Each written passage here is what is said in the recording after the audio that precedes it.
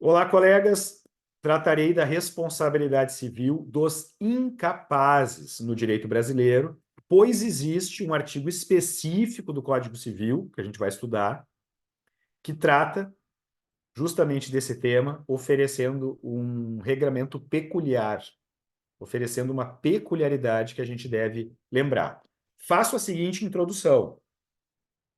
De regra, no sistema brasileiro, pais respondem pelos atos dos filhos, quando estiverem sob sua autoridade e companhia. Essa é a regra do artigo 932, que trata da responsabilidade civil por fatos de outrem, de outras pessoas. Um outro inciso do 932, que é bastante comum na jurisprudência, é aquele que estipula que curadores, tutores, respondem pelos atos praticados pelos curatelados e pelos seus pupilos. Mas no que interessa mais de perto hoje, fico com o inciso primeiro.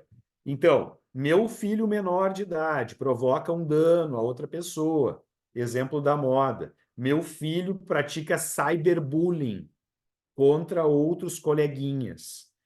Conduta ilícita que gera danos graves na vida dessas outras crianças. Regra geral do direito. Daniel responde pelos atos do seu filho.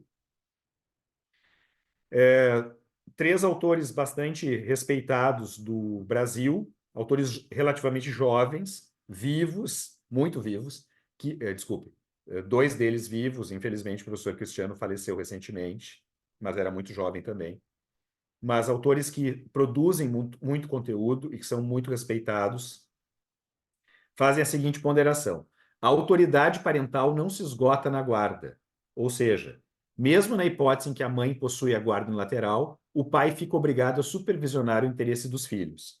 Assim, se o filho é de ambos, em princípio, ambos são responsáveis. Companhia não significa proximidade física no momento do dano. Mesmo que o menor em viagem cause danos a terceiros, tais danos estão sob o amparo do dispositivo em questão. Não se espera que os pais estejam próximos de seus filhos o tempo todo. O conceito aqui é o de vigilância ativa e educação constante. Essa ideia da doutrina tem por base a autoridade parental,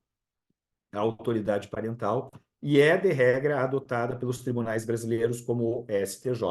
Portanto, os pais, à luz do direito civil, respondem pelos atos danosos dos filhos menores. Ai, desculpa, dos filhos menores. Estou tentando tirar aqui a tela. Entram aí danos de gravidade variada, desde o garoto que chuta a bola e atinge um carro estacionado na garagem do edifício, até danos irreversíveis e dramáticos, como quem, achando a arma do pai, atira sem querer em colega e o mata. Infelizmente, isso faz muito parte da realidade brasileira.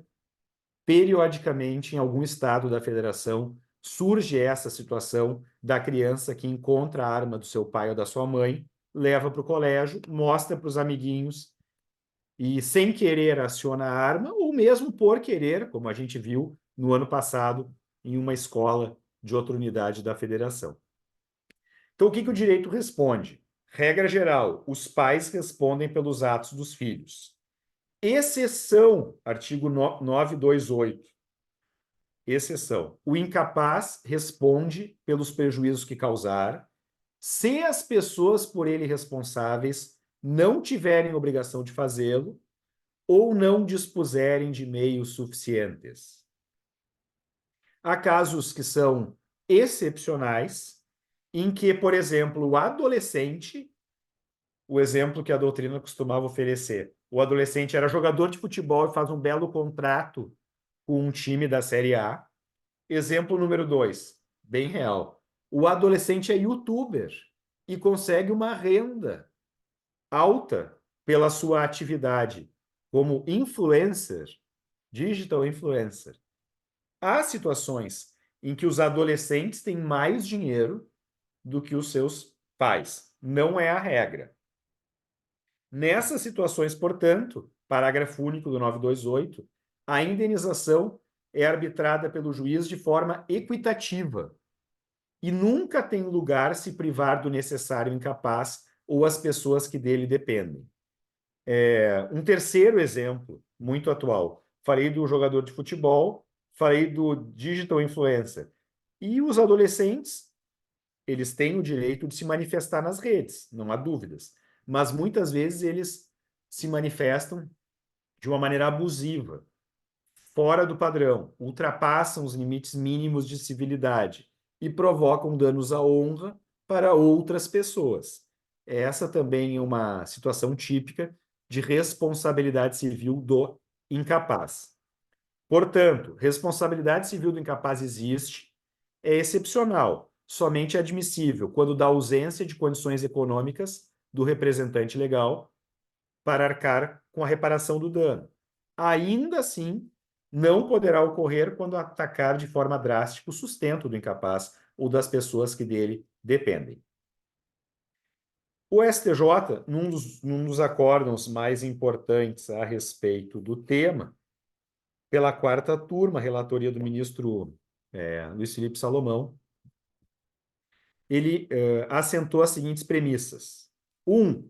A responsabilidade civil de um incapaz pela reparação de danos é subsidiária e mitigada.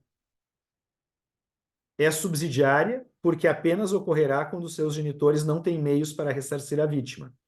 É condicional e mitigada porque não poderá ultrapassar o limite humanitário do patrimônio mínimo do infante, conforme artigo 928, parágrafo único. E deve ser equitativa, tendo em vista que a indenização deve ser equânime, sem a privação do mínimo necessário para a sobrevivência digna do incapaz.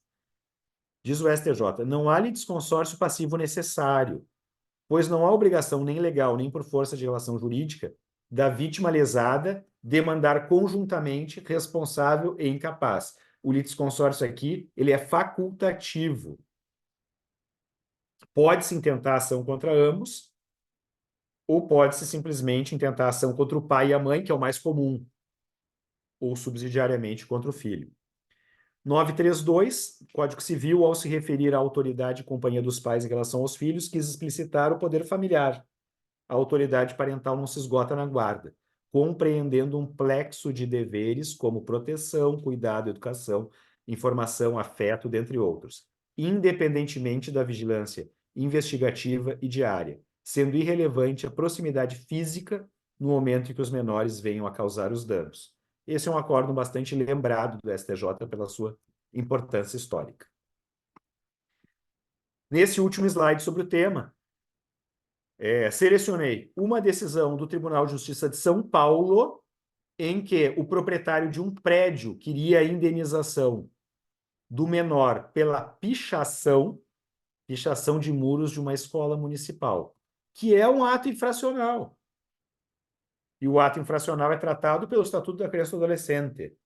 É um tipo de responsabilidade. No caso concreto julgado aqui, era uma responsabilidade diferente, uma responsabilidade civil. Quero reparação do dano, o dinheiro que eu gastei para pintar novamente esse muro. E o Tribunal de São Paulo diz: extingo o processo sem resolução de mérito, pois você, autor, tinha que ter entrado contra os pais da criança e não simplesmente demandado a criança. A responsabilidade da criança, portanto, é subsidiária, não é direta quanto a dos pais. E esses enunciados da jornada de direito civil têm o papel de interpretar a legislação. Eles não vinculam nenhum juiz, mas eles são idealizados pela comunidade acadêmica para auxiliar na interpretação da lei. Tem o enunciado 39 e o 40, que ilustram, a partir do princípio constitucional da proteção à dignidade da pessoa humana, o papel de uma indenização equitativa, que não prive pais, tutores, curadores e os menores da ruína completa. Então, existiria um limite humanitário para não privar em demasia o patrimônio dessas pessoas.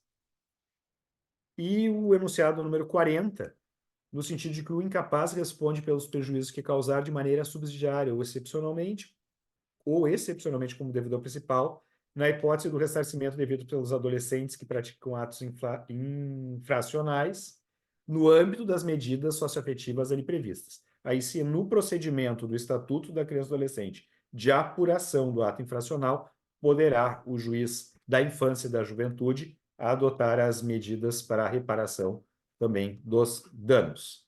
E com isso, encerro a nossa gravação.